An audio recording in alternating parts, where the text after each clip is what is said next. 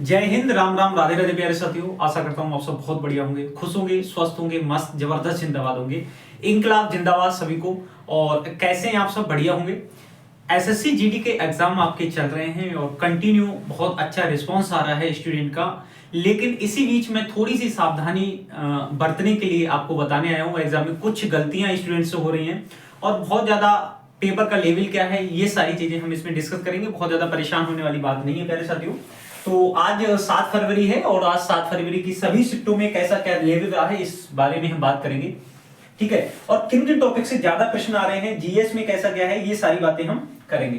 तो देखो, अगर मैं हिंदी की बात करूं तो हिंदी लगभग ही क्या बोलूं मैं प्यारे बच्चों, हिंदी बहुत ही इजी लेवल की हिंदी आ रही है। और 2 क्वेश्चन आप कह सकते हो इसमें मॉडरेट है। मुश्किल से 2 क्वेश्चन ऐसे होंगे जो थोड़े से मॉडरेट क्वेश्चन है, जिनमें आपको दिमाग लगाने की आवश्यकता है। वो प्रश्न कितने हैं? 2 प्रश्न है जिनमें आपको दिमाग लगाना है। बाकी बहुत आसान ही हिंदी आ रही है। तो हिंदी में आप आराम से बना के ले जा रहे हैं। 18-19 क्वेश्चन आराम से बनाएंगे आप हिंदी में। हिंदी का जो लेवल अब तक आ रहा है, आज का जो लेवल है उसके बारे में बात कर रहा हूं। रीजनिंग की बात करूं तो वही 3 या 4 क्वेश्चन ऐसे हैं जो थोड़े से कैलकुलेटिव लगेंगे आपको। थोड़ी सी लैंग्वेज ज्यादा है, या जो नॉन वर्बल के जो क्वेश्चन है उनमें चित्र में थोड़ी सी दिक्कत स्टूडेंट को हो रही है। तो बिल्कुल आपको परेशान नहीं होना है। ठीक है, तो इसमें भी आप आसानी से 18 क्वेश्चन बना लोगे, क्योंकि 4 क्वेश्चन मॉडरेट है जिनमें से 2 आसान से आप सॉल्व कर लोगे। ठीक है, फिर हम बात करते हैं मैथ्स की। मैथ्स में लगभग 4 से 5 क्वेश्चन ऐसे हैं जो थोड़े से ठीक ठाक हैं, मॉडरेट से भी थोड़ा अपर लेवल का है, जिसमें कैलकुलेटिव क्वेश्चन है मैथ के। तो मैथ में आप आसानी से प्यारे बच्चों 15 क्वेश्चन तो आप कर ही लोगे आसानी से। 4 या 5 क्वेश्चन अगर मान लोगे तब भी आप 15 क्वेश्चन आराम से मैथ में कर लोगे। तो ये हिंदी जिसमें आप 18-19 कर सकते हो, रीजनिंग में आप 18 क्वेश्चन कर सकते हो, मैथ्स में आप आसानी से 15 क्वेश्चन कर सकते हो। मैथ्स के कुछ टॉपिक हैं जो आपको आने ही आने चाहिए, जैसे मान लो रेशियो का है क्वेश्चन बन रहा है, CISI से क्वेश्चन बन रहा है, चाल दूरी से क्वेश्चन बन रहा है। ठीक है, तो ये कुछ टॉपिक है मैथ्स के, और जो भी आपके साथ वाले हैं उनसे जरूर डिस्कस करते रहिए जब तक कि आपका एग्जाम हो रहा है, रिव्यू देखते रहिए। तो मैथ्स के अब मैं बात करता हूं स्पेशली जीके और जीएस की प्यारे बच्चों, क्योंकि जीके जीएस शुरू वाली शिफ्ट में बहुत परेशान किया था इसने बच्चों को। और कोई भी बच्चा ये नहीं कह रहा था कि सर 12-13 क्वेश्चन ही बन रहे हैं, क्योंकि इससे ज्यादा बन ही नहीं पा रहे थे। लेकिन अब का जो मैं हिसाब बता रहा हूं उसमें आराम से, आज का जो मैं बता रहा हूं, मेरी स्टूडेंट से बात हुई है तो वो 14-15 तक क्वेश्चन बना के ले जा रहे हैं। इसका मतलब 6-7 क्वेश्चन इसमें अब भी टफ लेवल के आ रहे हैं। किसमें? जीएस में। मतलब आराम से आप 14 क्वेश्चन इसमें बना सकते हो। जीएस का लेवल ये है। जीके जीएस में आप हिस्ट्री के चक्कर में, जैसे मैं हिस्ट्री करा रहा था, ऐसा नहीं है कि हिस्ट्री से क्वेश्चन नहीं आ रहा है, लेकिन हिस्ट्री पढ़ने के अलावा अगर स्टैटिक पे आप ध्यान दोगे तो ज्यादा बेहतर रहेगा। लोक नृत्य से क्वेश्चन आ रहे हैं, कलाकारों से क्वेश्चन आ रहे हैं। ठीक है, खिलाड़ी से बहुत ज्यादा, खेल से बहुत ज्यादा क्वेश्चन आ रहे हैं, तो खेल पे थोड़ा सा आप ध्यान देंगे।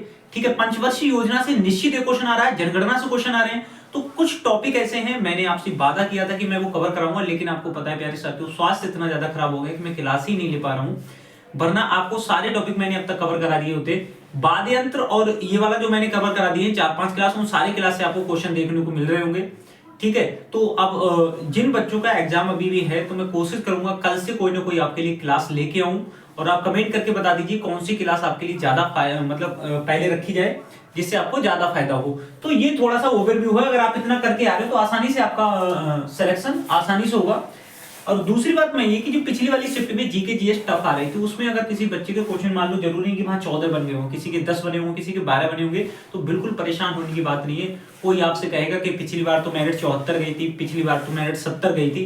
भैया पहले पूरी बात जान लो। जो मेरिट बता रहे हैं आपको वो रॉ स्कोर नहीं है, वो नॉर्मलाइज स्कोर है। रॉ स्कोर आप देखोगे तो इतना नहीं जाएगा जितना ये लोग बता रहे हैं, वो नॉर्मलाइज करके स्कोर जो आपको बताया जा रहा है। तो अराउंड अगर आप 68-65 प्लस क्वेश्चन करके आ रहे हो, तो आप चांस मान के चलिए कि आपका पक्का इसमें होगा। देखो इसमें आप लगा लो कितना हो जाएगा, 36 हो जाएगा, इधर करके आएंगे, और 15 कितना हो जाएगा, 50 ही हो गया, और 14 ये हो गया, 64-65 क्वेश्चन अगर 65 प्लस आप बना के आ रहे हैं। हाँ, दूसरी जो सबसे महत्वपूर्ण मैं आपको बात बताने वाला हूं, जो गलती कोई भी बच्चा नहीं करेगा। एक तो इस बच्चे को, बहुत सारा बच्चा ऐसा कंफ्यूजन में है जो नया बच्चा है, कि भैया 1/8 की निगेटिव मार्किंग है। कितने की है? 1/8 की निगेटिव मार्किंग है। एक भी प्रश्न अगर आपने छोड़ा है, भले ही वो प्रश्न आपको नहीं आता हो, लेकिन एक भी प्रश्न एग्जाम में छोड़ना नहीं है, इस चीज का ध्यान रखना है। एग्जाम में कोई भी प्रश्न नहीं छोड़ेंगे। अगर मान लो आप 10 क्वेश्चन छोड़ के आ रहे हैं और 10 में से आपको कोई क्वेश्चन नहीं पता थे, और इसके 10 के 10 में आपने तुक्का लगा दिया, और 10 में तुक्का अगर लगाया तो प्रोबेबिलिटी है कि आपके 3 क्वेश्चन आपके सही होने चाहिए।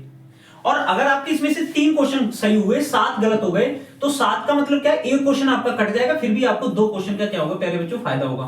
तो एक भी प्रश्न, अच्छा कुछ बच्चे ये कहते हैं कि सर प्रश्न देखने का ही समय नहीं मिलता है। प्यारे बच्चों आपको अच्छे से पता है, ऊपर घड़ी चल रही है, जैसे 30 सेकंड बचे आपको यहाँ पे मार्क एंड रिव्यू का दिख रहा होगा, आंखें बंद करके सबका ए लगा दो, सबका बी लगा दो, सी लगा दो, जो लगा लगा दो, ठीक है। तो आपको इतना फोकस ही नहीं करना है कि किस पे कौन सा लगाना है। जो भी क्वेश्चन, जैसे मान लो किसी बच्चे के 10 क्वेश्चन छूट रहे हैं, किसी के 15, अगर 65 क्वेश्चन आप अच्छे से सॉल्व करके लगा रहे हो और 15 क्वेश्चन अगर आपके छूट रहे हैं, तो आप डेफिनेटली उसमें तक लगा के आइए, हो सकता है आपको 5 का फायदा हो जाए वहां।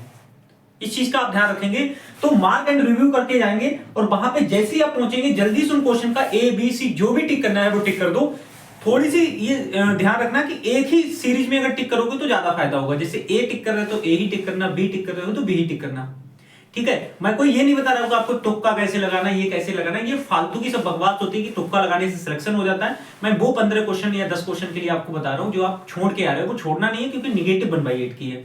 तो सबको ऑल द बेस्ट। बाकी कल की शिफ्ट जो भी होगी कल लेके जरूर आएंगे उसका एनालिसिस। आज की जो शिफ्ट थी वो बहुत ज्यादा टफ नहीं थी, इससे पिछले वाली क्लासेस में थोड़ी सी दिक्कत थी जीएस में, लेकिन अब जीएस थोड़ी सी नॉर्मल आ रही है।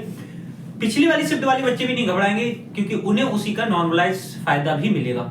ठीक है प्यारे साथियों, जय हिंद, राम राम, राधे राधे, खुश रहो। जिनका भी पेपर है सबके लिए ऑल द बेस्ट, और कल दोबारा से मिलते हैं। जय हिंद।